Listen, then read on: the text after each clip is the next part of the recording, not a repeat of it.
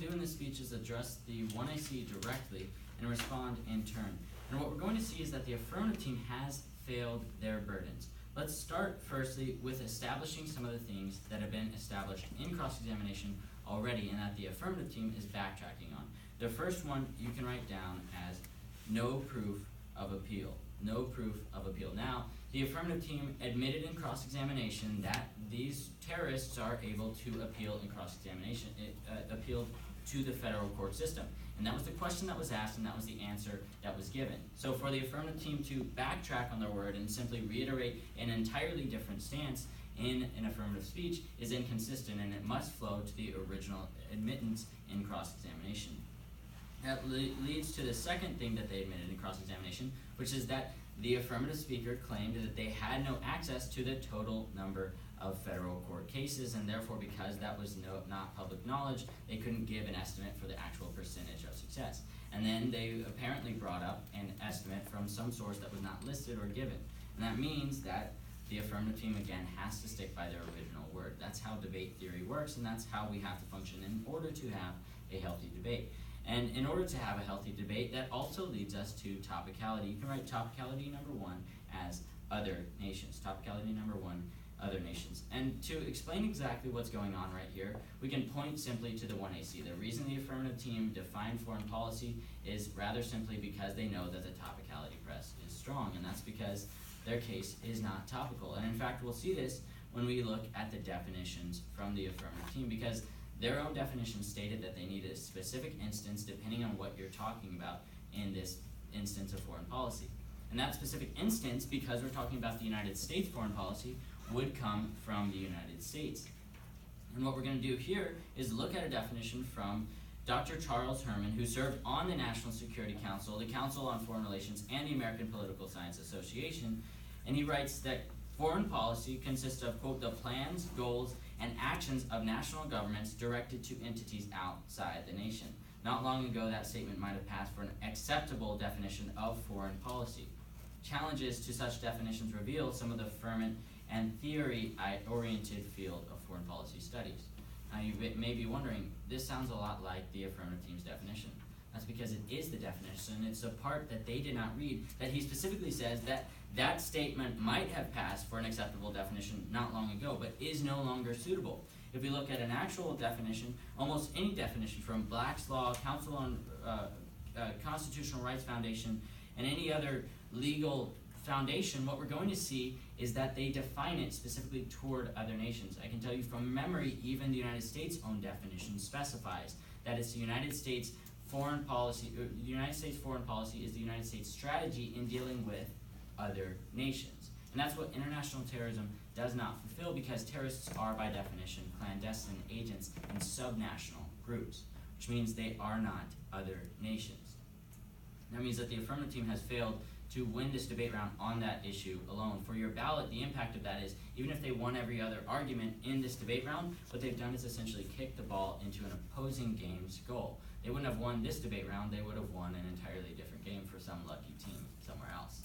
And that leads us to our response to their first fact, that it's established to try international terrorists. This is true. Gitmo is an alternative. Gitmo is an alternative because there are legal ramifications that the affirmative team hasn't even dived into, and that we need to address in order to prove that their plan is acceptable. And we'll get into that in just a second. Let's respond to fact 2. You can write down a response to fact 2 as not from commissions. Fact 2, not from commissions. They said that this is opposed by experts. But these experts were not proven to be from the Office of Military Commissions, and certainly not a majority from the Office of Military Commissions. So obviously, people from the federal court system would prefer the federal court system, but that doesn't mean that the military commission system does not also work. And what's going to be important in this round is that they're not abolishing either. They're keeping both of them. All they're doing is removing a certain mandate that we'll talk about in solvency. Before we do, though, I want to talk about the burden of significance, and significance 1, which you can tag as 7 trials. 7 trials. As we talked about at the beginning of the speech, they admitted several key things, including that they didn't have the total number of federal trials in order to assess what the percentage of conviction is. And now they're saying the same type of thing about the Office of Military Commissions. But what's important here is that they have the burden to prove not a single dollar reform, but a massive and substantial reform. And 7 trials is what we're affecting here. They're saying that 7 trials are in the Office of Military Commissions right now and on standby and waiting to see a result. However, that's not substantial in a reform sense. In a foreign policy sense, it does not fulfill the resolution. So again, they failed to uphold their burdens. Now let's talk about how dangerous these terrorists really are. According to Guantanamo Review Task Force in 2010, quote, 48 detainees were determined to be too dangerous to transfer. They will remain in detention, end quote. That's talking about the 48 and now 44 inmates that are held at Guantanamo Bay right now. They're too dangerous for transfer, and that means we cannot move them over to the United States, and that's what the affirmative team's mandate is specifically referencing. Let's read it word for word here. It says, quote, their mandate says Section 1033 of the National Defense Authorization Act of fiscal year 2019 will be repealed to allow the United States to transfer terrorists from Guantanamo Bay. Now, why was that mandate in there in the first place? It's because there is currently legislation that prohibits Guantanamo Bay inmates from being transferred to U.S. prisons because they have been deemed too dangerous. It's not just their violent actions that makes them dangerous, it's the very information that they possess. That information is what allowed them to conduct actions like 9/11, and that information alone is detrimental to national security. That's why they're housed at Guantanamo Bay, and they do not have evidence to support the security of this plan. And that means that their plan is going to cause several disadvantages, which we'll talk about in subpoint A, 660. They said that 660 terrorists have been tried in federal courts. While that may be true, they haven't shown how many of these are international terrorists. Again, they're stepping outside the resolution in order to prove a point that isn't substantiated. They cannot prove that these are international terrorists because they're not all international terrorists, and the federal court system is ill-equipped to deal with international terrorists, especially in the court and in the prisons that they're going to send them to. And that's problematic in subpoint B as well, where they talk about due punishment, how the federal court system has every option that the military commissions has and more. Well, even if that's the case, let's talk about subpoint A. Commissions still exist. Commissions still exist. They're not abolishing commissions. Again, their only mandate is to repeal that legislation that prohibits them from being transferred to the United States. What they're doing is allowing them to be sent to U.S. prisons. Right, in subpoint B, you can tag as not real evidence. Not real evidence. Because when we look at their actual evidence, it's simply a footnote and a citation. They have not the context, and that means they failed to fulfill the ethics and evidence guidelines that are required for debate, which means that their evidence must be readily available in context for the negative team.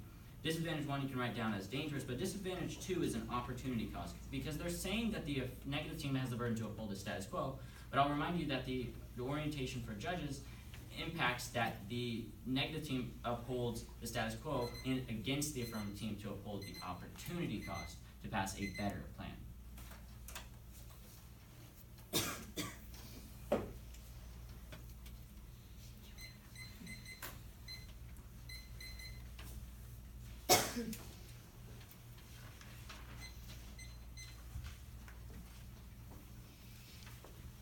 All right, the judges are all set. All right, let's get started. Well, we're doing well. I'd like to jump right into some questions. Go ahead. So you'd agree that as we brought up, and as is read in the 1AC that we handed you a copy of at the table, it says that some of the evidence in this 1AC is summarized for clarity. We can provide full copies of the original evidence upon request. You would agree that if you were to request evidence, we could provide it, correct? In a debate round, we're judged based on what we say in the round.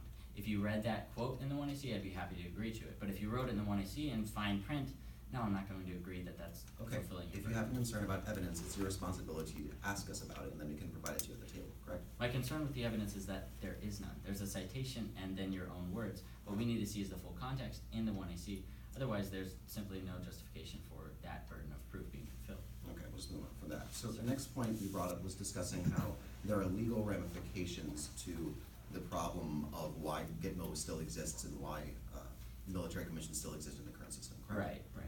Okay, so you brought up actually a point related to that, talking about the reason that Gitmo still exists and military commissions still exist is because there are national security concerns and there might be risks of bringing terrorists to federal courts, correct? Right. Now, did you bring any evidence or examples for that at all? Yes, sir. I read a piece of evidence directly from the Guantanamo Review Task Force, which is a task force that reviewed all of these inmates and detainees and determined which ones were too dangerous for transfer or prosecution.